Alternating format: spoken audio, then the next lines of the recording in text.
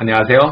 여러분들의 취업, 진로, 인생, 인턴 고민을 한 방에 팍 말려드릴 커리어 코치 정철상입니다. 모두 반갑습니다. 여러분 취업 고민, 진로 고민 아주 많으실 건데요. 또 취업하기 위해서 인턴까지 하려고 하는데 어떻게 해야 되는지 고민들 많으시죠.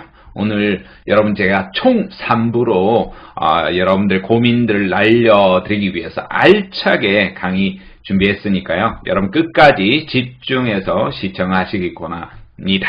자, 지금 강의 들어가 볼까요? 고고고! 취업 성공으로 나아가기 위한 인턴 입사 전략입니다. 제 이름 세자 금방 까먹으셨죠? 정철상입니다.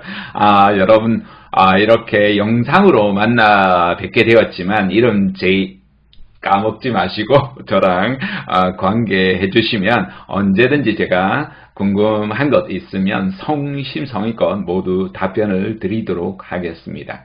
사실 누구보다도 어쩌면 직업적으로 갈등이 많았던 사람이었고요. 그것이 저에게는 큰 핸디캡이 되었습니다. 하지만 그것이 오히려 가장 큰 제 강점이 되었으니까 아이러니죠. 인생에서 여러분 각자가 겪고 있는 어떤 슬픔, 고통, 아픔들이 있을 겁니다. 여러분이 그걸 알차게 슬기롭게 잘 대처해 나간다면 그것이 오히려 여러분을 키워내는 자양분이 될 거라고 말씀드리고 싶습니다. 자, 오늘 강의는 총 3개의 강의로 구성이 되어 있는데요. 오늘 인턴으로 가는 전략 1부에서 말씀을 드릴 겁니다. 2부에서는 또 다른 영상으로 인턴이 도대체 어떤 일을 하는지 말씀을 드리고요. 3부에는 인턴 이후에 입사 전략 어떻게 말씀드릴 건지 새로운 영상으로 말씀을 드리도록 하겠습니다. 오늘 첫 번째 영상 인턴으로 가는 전략입니다. 자, 인턴이란 뭐냐?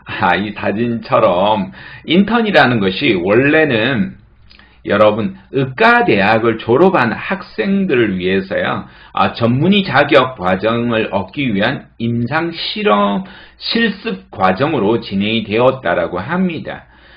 그런데 기업들이 이걸 추천 또는 공개 모집을 통해서 일정한 인원의 사원 후보를 대상으로 일정 기간 실습 사원으로 수련하게 해서 적격자를 채용하려고 하는 제도로 자리 잡게 되었어요. 아마 여러분들도 이것이 어떻게 되는지 궁금한 부분들이 되게 많을 겁니다. 사실 책으로도 그렇게 많이 나와 있지 않고 오래된 자료들이 있었거든요. 그걸 좀 나름대로 알차게 한번 준비해 봤습니다. 자, 인턴의 종류는 어떤 종류들이 있을까요? 크게는 2가지가 있습니다. 정규직 전환형, 좋겠죠, 그러면 여러분. 요게 하나가 있고, 그냥 기관제로 체험형이 있습니다. 정규직도 2가지가 있는데요. 하나는 채용을 전제한 인턴제가 있고, 하나는 채용을 우대하는 전략이 있습니다. 기간제 체험도 이게 공공기관이냐 민간 기업이냐에 따라서 또 구분이 됩니다. 자, 그러면 이걸 크게는 또 3가지로 구분할 수가 있는데요. 채용 전제형 인턴, 채용 우대형 인턴, 기간제 체험형 인턴입니다.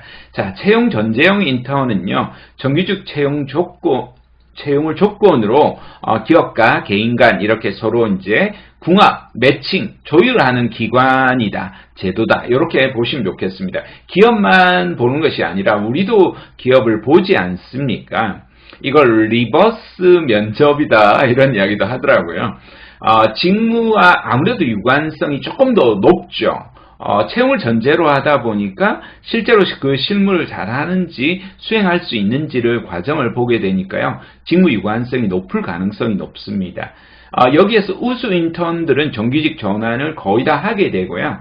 평균 60에서 70% 이상을 채용 전제 조건으로 하고 아주 높은 곳은 80에서 90%까지 이렇게 기업별로 좀 차이는 있긴 하지만 이렇게 보장이 된다. 여러분 이해하시면 좋습니다.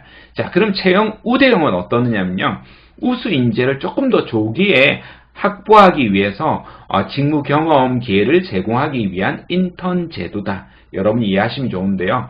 현업 업무와 유사한 직무 수행 가능성을 조금 보통 수준이에요. 그래서 직무하고 굉장히 유관할 수도 있고 조금 동떨어져 있을 수도 있는데 그래서 보통 수준이라고 말씀하는 겁니다. 그러니까 케이스 바이 케이스, 요즘은 케바케라고 젊은 친구들 많이 하더라고요.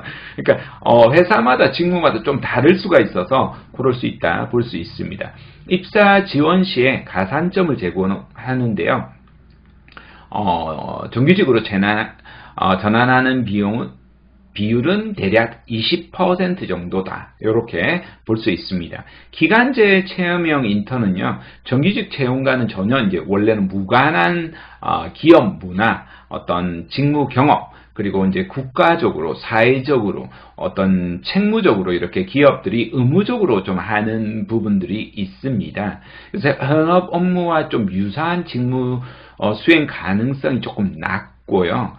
따로 혜택도 별로 없습니다. 물론 완전히 없다라고 말하긴 그렇겠지만 그게 이력서나 자기소개서나 면접에서 일정 부분 있겠지만 가산점이 주어지는 그런 게 일체 없다라는 그런 뜻입니다. 그래서 실제로 이것이 정규직으로 이어지는 경우는 거의 5% 미만이다. 이렇게 볼 수 있겠습니다. 취업할 때 요즘은 가장 중요한 스펙이요. 여러분 토익일까요? 아닙니다. 요즘은 이제 경력, 그 중에서도 우리가 직접적인 경력을 하면 최고 좋겠지만 직접적인 경력이 없었을 때는 인턴을 가장 높게 경험치를 높게 산다라는 겁니다. 실제로 제가 이제 대기업이나 공공기관의 외부 면접관으로 가서 이제 채용을 담당할 때가 있거든요. 평가할 때 보면 아무래도 요즘은 또 공공기관 아예 블라인드 채용을 하는 경우도 많거든요. 근데 블라인드여든 블라인드가 아니어든 어떤 그 유관한 인턴, 사회생활 경험이 있느냐 없느냐를 높이 평가하거든요. 물론 아르바이트도 그 나름대로 높이 평가하지만 인턴을 조금 더 높이 평가하는 경향이 있다. 이렇게 볼 수 있겠습니다.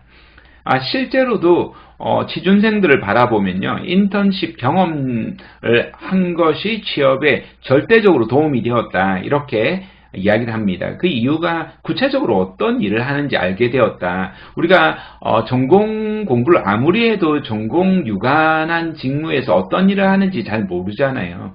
그런 것들을 알게 되고요. 직무 관련해서 내가 무엇이 부족한지를 알게 되어서 남아있는 기간 동안 준비할 수 있었다. 이런 부분이 있고요.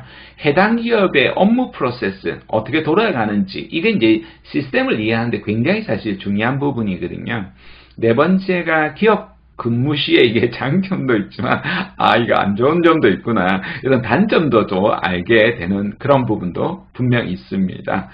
마지막으로 다섯 번째가 해당 직무 취업을 했을 때 장점은 무엇이고 단점은 이게 나랑은 안 맞구나, 나랑은 굉장히 더 맞구나, 이런 것들을 서로 알게 되는 부분이 있다 볼 수 있는 거죠. 자, 그럼 공공기관은 한 해에 어느 정도 인턴을 채용을 할까요? 인턴 모집을 보면요, 2018년도가 16,000명, 2019년도가 16,000명 정도 비슷하게 나왔는데요. 2020년도 3분기예요. 이게 인원이 줄어든 건 아니고 3분기다 보니까 이때까지가 13,000명, 대략 17,000에서 18,000명 정도가 되지 않았을까 싶습니다. 2021년도 기준을 보니까요, 대략 22,000명 정도 수준이 되었다라고 합니다. 공공기관은 아무래도 이제 정부에서 일자리가 지금 코로나19로 인해서 굉장히 불확실하다 보니까 경험을 제공해야 되고, 그런 측면에서 좀 일자리를 의도적으로 공공기관에서 늘린 부분이 있지 않을까, 그런 생각이 듭니다. 그런데요, 민간기관은 일자리를 어느 정도 하고 있는지 사실 구체적인 통계를 알아보기는 대단히 좀 어렵습니다. 워낙 기업들이 이제 방대해서 많기 때문인데요. 그럼에도 불구하고 이렇게 한 취업 포털 사이트에서 조사한 자료에 따르면 2021년도 하반기에 44% 정도가 인턴 사원을 뽑는다라고 합니다. 그러니까 기본적으로 인턴 사원을 상당히 많이 뽑고 있다. 정확한 인원은 알기는 어렵지만 대략 10,000명에서 20,000명 정도 수준은 될 것이다. 이렇게 봅니다.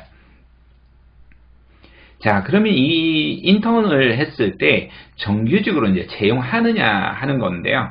정규직 채용 비율로 보면 사실 과거에 비해서 분명히 좀 올라간 그런 부분은 있습니다. 이제 2019년도에는 47%였는데 55%가량이 정규직으로 인턴으로 이제 채용을 했죠. 인턴으로 채용을 했는데 정규직을 과거에는 70%였는데 이게 조금 줄어들었다라는 거예요. 이게 어떻게 이렇게 줄어들었나 이런 여러 가지 부분이 있을 건데요. 그때는 이제 정규직 채용 조건으로 했었다면 이런 부분들이 아마 체험형들이 조금 더 많아지다 보니까 정규직 전환율이 좀 줄어들지 않았을까 이런 생각들이 듭니다. 그래서 이것이 이제 득이 되는지 이제 실이 되는지 여러분들이 아마 고민들이 많으실 건데요.